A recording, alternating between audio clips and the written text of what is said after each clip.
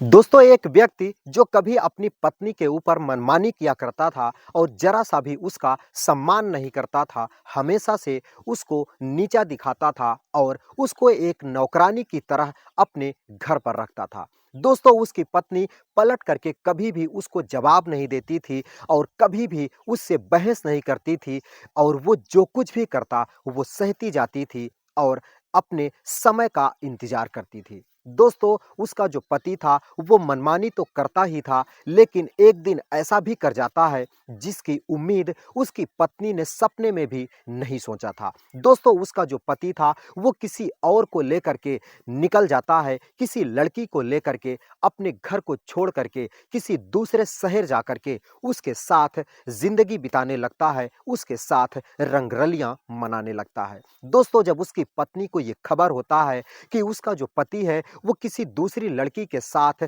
घर को छोड़ करके निकल गया है और वहीं वो रह करके अपनी जिंदगी बिता रहा है और उसके साथ रंगरलियां मना रहा है, तो वो बहुत ही ज़्यादा टूट जाती है। लेकिन फिर भी वो उस घर को छोड़ करके नहीं जाती है और उसी घर में रह करके अपना गुजर बसर करने लगती है। दोस्तों, धीरे धीरे समय बदलता जाता है और कहते हैं नहीं कि समय बलवान होता है। दोस्तों, एक समय ऐसा भी आता है कि जब धीरे-धीरे 10 साल बीत जाता है थी जिसको लेकर के वो रंगरलियाँ मनाने के लिए भाग गया था, वो जब उसकी जवानी खत्म हो जाती है और वो अपने बुढ़ापे की तरफ जाने लगता है और काम-धंधा नहीं कर पाता है और वो काम-धंधा ना करते हुए भी बीमार पड़ने लगा था, तो वही लड़की उसे छोड़ कर के रफू-चक्कर हो जाती है और अब वो बिल्कुल अकेला पड़ जाता है। दोस्तों, अकेला तो पड़ ही गया था और किसी तरीके से अपनी ज़िंदगी बिता रहा था,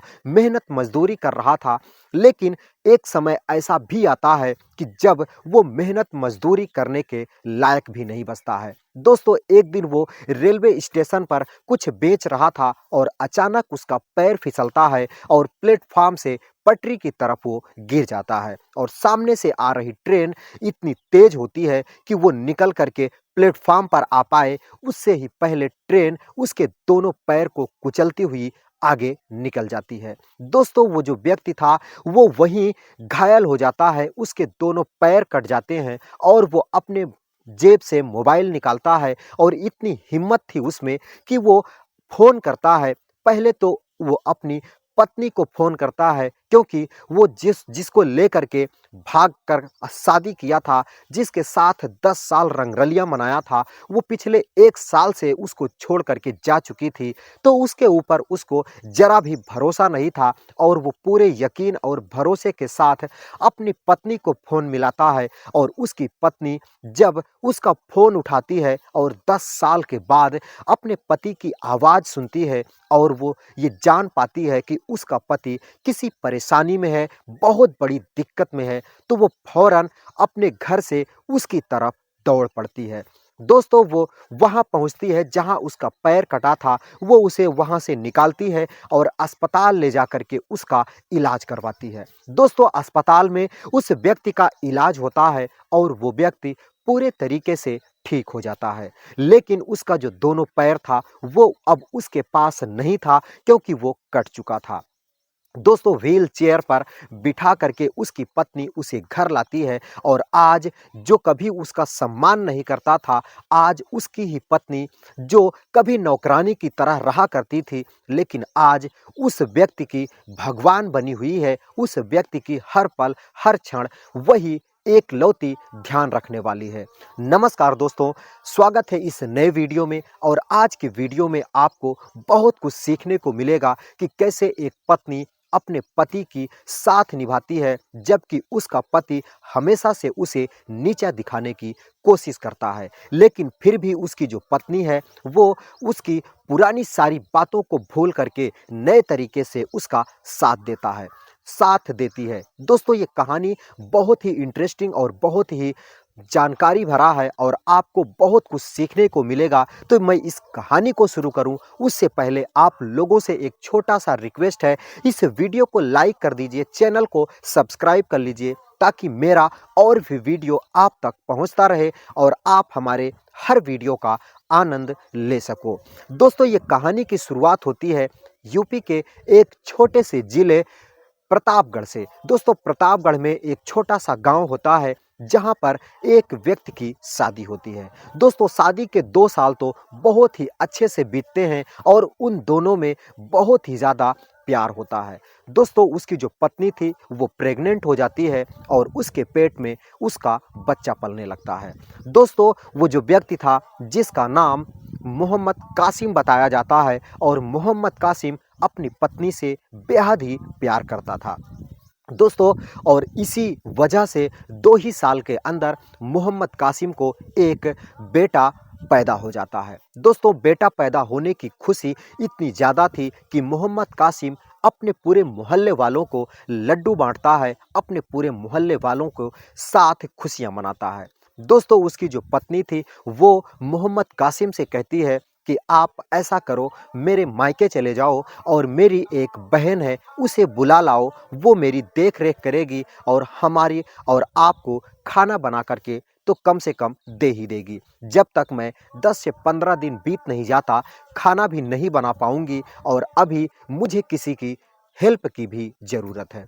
दोस्तों मोहम्मद कासिम जो था वो अपनी पत्नी के मायके जाता है और वहाँ पर अपने सास ससुर से बात करता है कि आपकी जो छोटी बेटी है ये मेरे साथ अगर चली जाए तो इनके बहन की बहुत ही ज़्यादा मदद हो जाएगी, क्योंकि उनको एक बेटा हुआ है और वो अब उसको दाना पानी देने के लिए कोई नहीं है। दोस्तों जो मोहम्मद कासिम के सास और ससुर थे वो बहुत ही खुश होते हैं और अपनी बेटी को उसके साथ विदा करा देते हैं। दोस्तों उसके जो सास ससुर होते हैं वो बहुत ही ज़्यादा खुश होते हैं और अपने दामाद से ये सुनते हैं कि उनको एक बेटा हुआ है और वो भी नाना नानी बन चुके हैं, तो उनके खुशी का ठिकाना नहीं होता और अपनी बेटी रुखसार को वो तैयार कर देते हैं। दोस्तों रुखसार 18 साल की उम्र में बेहद ही खूबसूरत और जवान थी और वो अपने जीजा के साथ निकल जाती है उनके घर की तरफ। दोस्तों उसका जो जीजा मोहम्मद कासिम था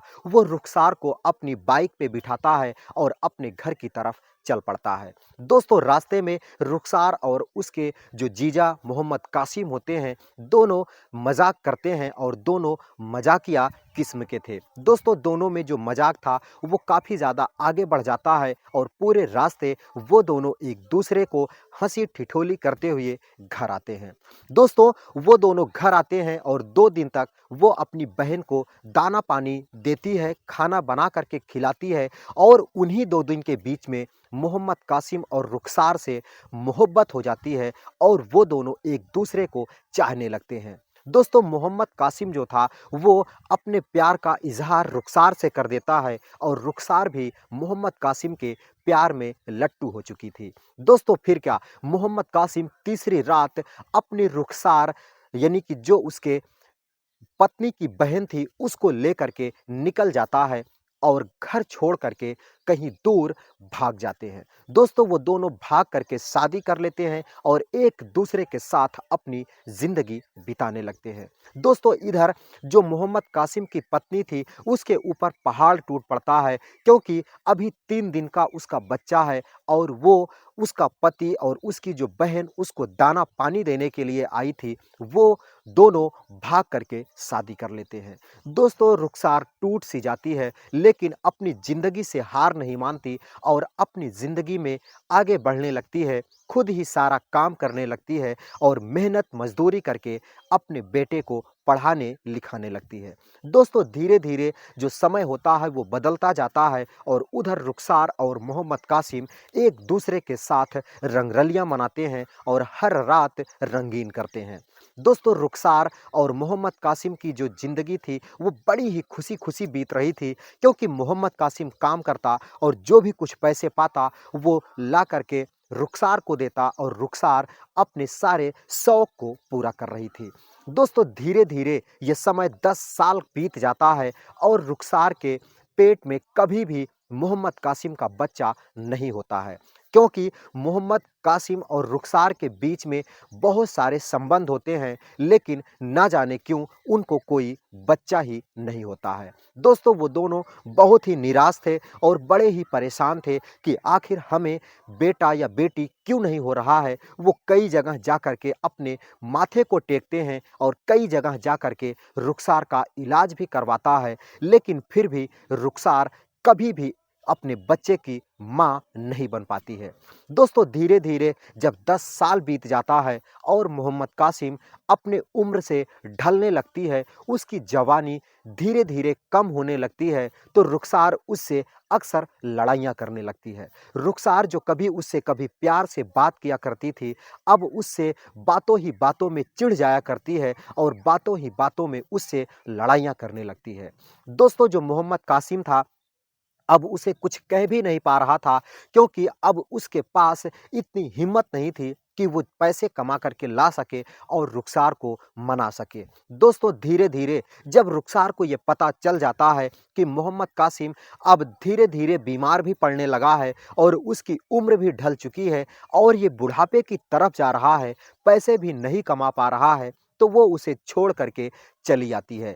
क्योंकि रुखसार अभी 28 साल की थी और 28 साल की उम्र में वो अभी बेहद खूबसूरत और जवान थी और उसे ये पता था कि अभी भी मैं किसी के साथ शादी करके अपनी ज़िंदगी बिता सकती हूँ। लेकिन उधर जो मोहम्मद कासिम था, वो 35 साल की उम्र में रुखसार से शादी किया था, उससे भाग करके, और अब उसकी जो उम्र थी वो लगभग 45 साल हो चुकी थी और 45 साल की उम्र में लोग अपनी जवानी से नीचे गिर जाते हैं। दोस्तों, धीरे-धीरे ये समय तब बदल जाता है जब रुखसार अपने पति मोहम्मद कासिम को छोड़ करके, यानी कि अपने जीजा को छोड़ करके भाग जाती है। दोस्तों, अब उसका जीजा जो मोहम्मद कासिम है, वो बिल्कुल अकेला पड़ जाता है और अपनी किस्मत का रोना रोने लगता है। दोस्तों, अब उसके पास कुछ भी नहीं बचा था, क्योंकि जो कुछ भी था वो सब कुछ रुखसार लेकर के भाग गई थी। दोस्तों, अब मोहम्मद कासिम मेहनत मजदूरी करता और वहीं से जो कुछ पैसा पाता, उसी से अपनी ज़िंदगी में आगे बढ़ने लगता है। उसी से वो भोजन करता और उसी से अपनी दवाइयाँ करता।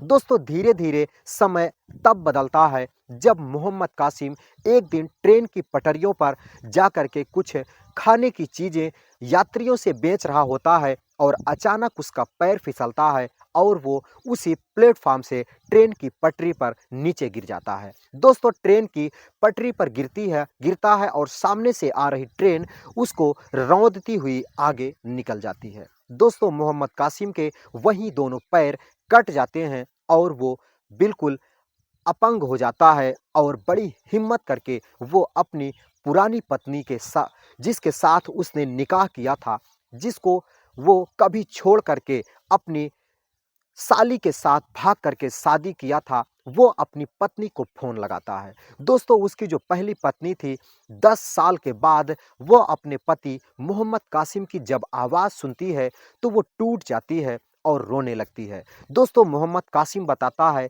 कि मेरे दोनों पैर कट चुके हैं और मैं यहाँ बिल्कुल बेसहारा पड़ा हुआ हूँ, अगर तुम आ सकती हो तो आ करके मेरी मदद कर दो। दोस्तों, जो उसकी पत्नी थी वो फ़ौरन वहाँ पहुँचती है अपने बेटे के साथ, क्योंकि उसका बेटा भी 10 साल का हो चुका था और वहाँ पहुँच करके वो दोनों उसे अस्पताल ले जाते हैं और वहाँ उसका इलाज करवाते हैं।